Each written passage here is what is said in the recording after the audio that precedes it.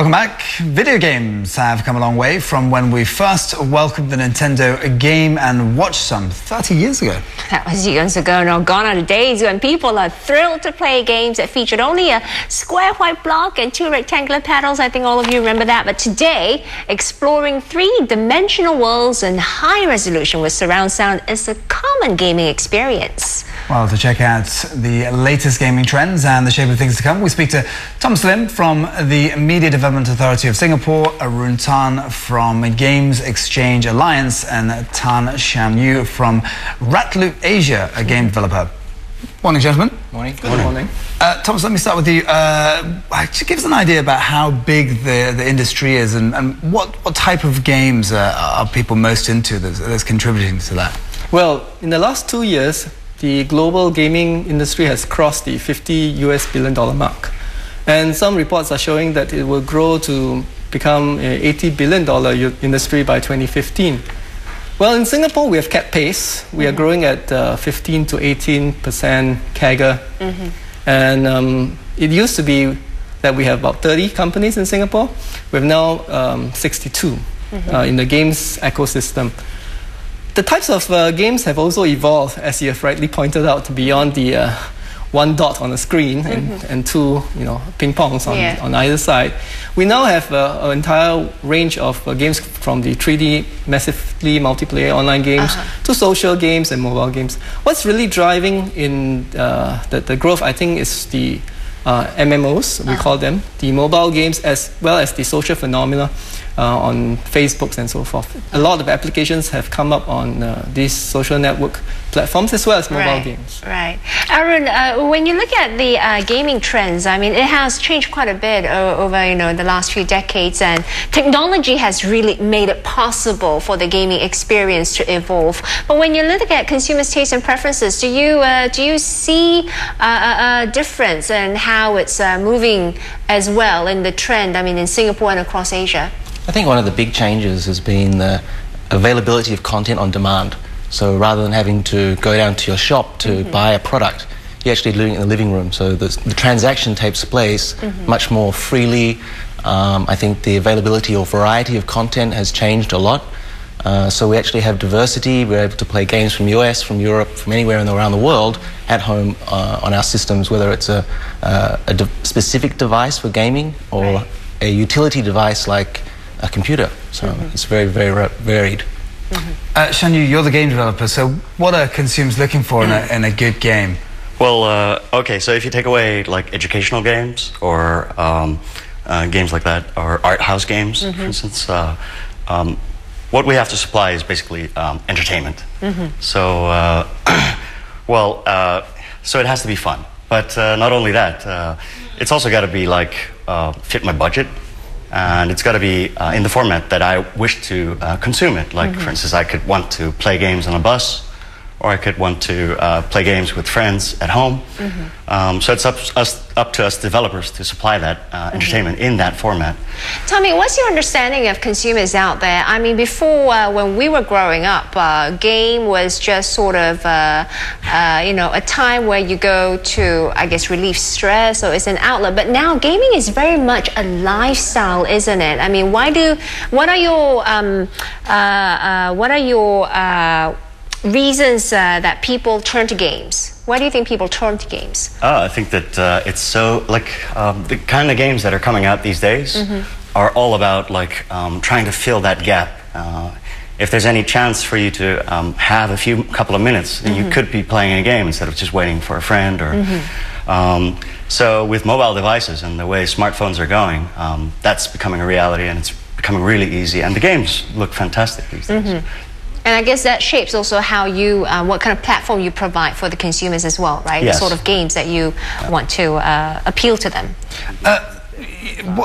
Talking about appealing to different groups, what are the different types of games that appeal to different age groups? Arun?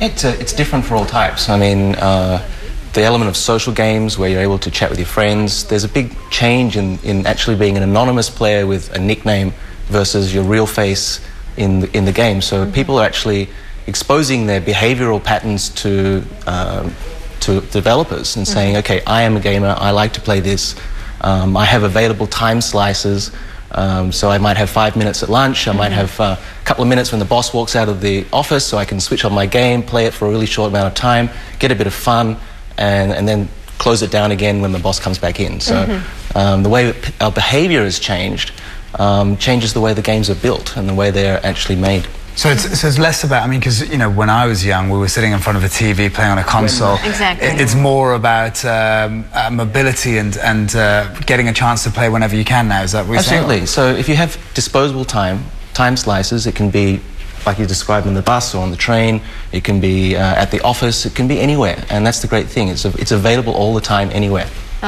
Well, Asia is seen as one of the big markets, right, across the world, and we've got a lot of game enthusiasts, especially in this region.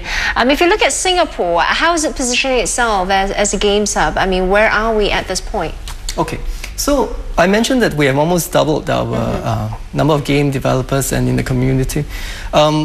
We actually have technical capabilities which we can bring to bear in the development of cross-platform type games. Arun and Xian, you mentioned that people are looking at time slices on mobile devices, right, or on the iPads.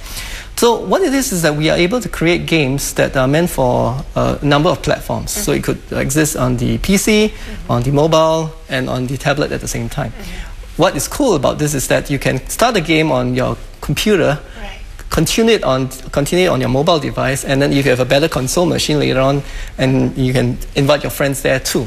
So what we're looking for is the experience, the total experience of the game across different devices and cross platforms. Is that the way to go for game developers now? I mean, because it's sort of I would say it was past the infant stage now. So if you're joining the market now, that's what you have to provide for the consumers out there? Well, certain IP already exists in multiple formats, except that they have not linked it up in a way that you can actually continue the game. It's just the next step.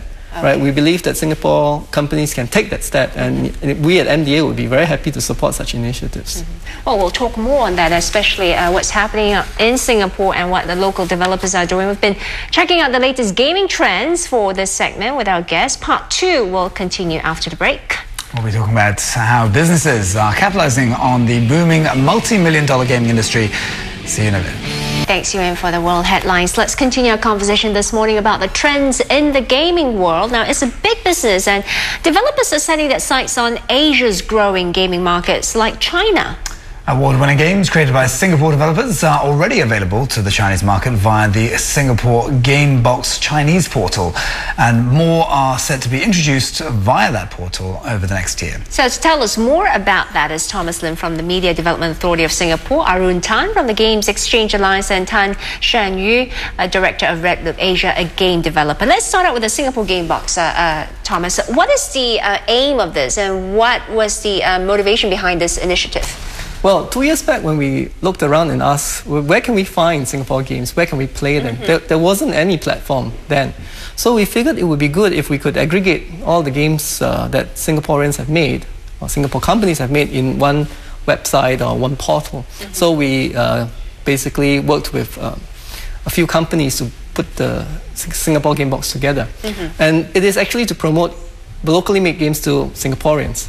But over time, in the last 2 years, we figured that there is also a market for our Singapore games beyond our shores. So this year, we basically worked with a publisher in China to take our Singapore Gamebox into China. And they have a gamer base of 60 million, for instance. So what we can do is to put some of our better quality titles, localize them into Chinese, and bring them into the China market via this partner, CIBN. And we had good reception there when we launched it 2 months back. Are there any big difference in the type of tastes in games across Asia? I mean, the difference between Singapore and China, for instance, is there any difference? Well, there are. If you look at China, they play a lot of MMOs, right? And so is Korea. But in Japan, they play a lot of console games. In Singapore, we are quite diverse. We play the entire spectrum of games, from the mobile to tablets to MMOs to console. However, we need to be sensitive to the different tastes, as you mentioned. And in the localization process, we might change some graphics, we might change some art, the soundtrack might change, and certain levels of violence or the characterization might change too.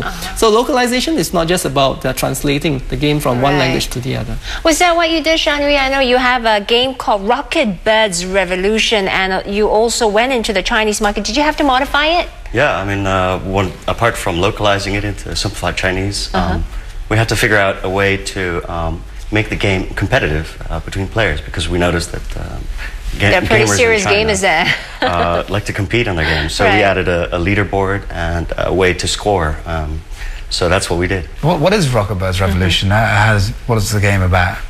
Okay, so it's about these anthropomorphic warring birds, penguins versus chickens. The main character is hard-boiled chicken, for instance. Okay. It tickled people's interests because it had very dark humor, but it also was very cool. The characters were very cool, and it also shows in the end product. And because it's such an absurd kind of premise, we had a lot of creativity and a freedom in creativity. Well, I think absurdity is what makes a game fun, really. Well, when you first came up with this game, what was the intention? To launch it on a console, or was it, to launch it on the social web or mobile web? I mean, what was your intention, and how did it change along the way? Well, it always meant to be a destination site. So you can log on to our website, rocketbirds.com, and start playing our game instantly from your browser. It's a way for us to get incredible amount of exposure for people to just be able to play it without having to install anything. Or if you can watch YouTube on your computer. Easy access, right? So that's one of the first things. The other thing is, like, if you liked playing the game, you could buy it via our PayPal website, and it costs $10. So, and that was really interesting for people to do. Well, China is a hot gaming market right now, and I think a lot of local developers would like to also step their foot into there. I mean, Arun, give us an understanding. How tough is it for local developers to go in there? And if they want to succeed in the Chinese market, what must they first understand? Okay, going into China is a big challenge. You have to find a local partner. The other big problem is if the game is not made in China, you need to have certain publishing rights.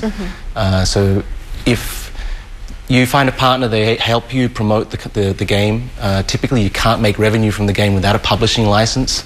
And that's a limited number of licenses per year, which are awarded to companies which are non-Chinese based. Right. But there are 235 million social gamers in China, and I think it's around about 68% of them are actually actively playing all the time.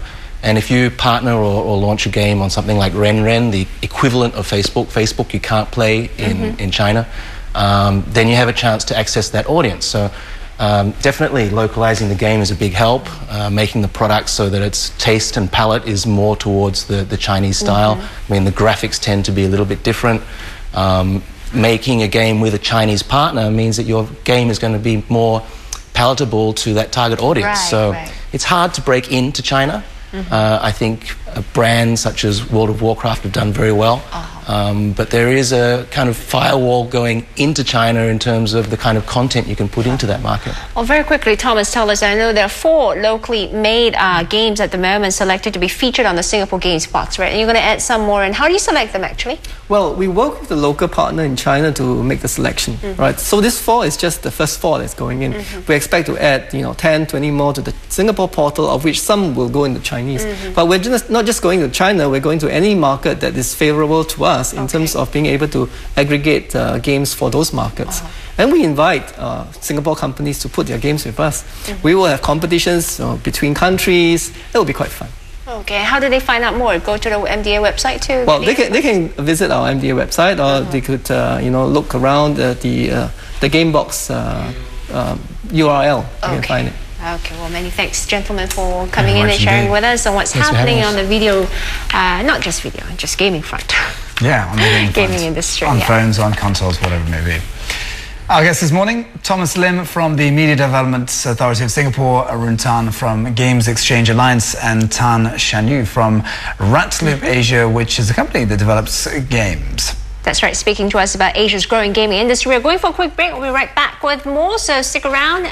You're watching AM Live, and when we come back, we'll show you how you can recover your lost camera.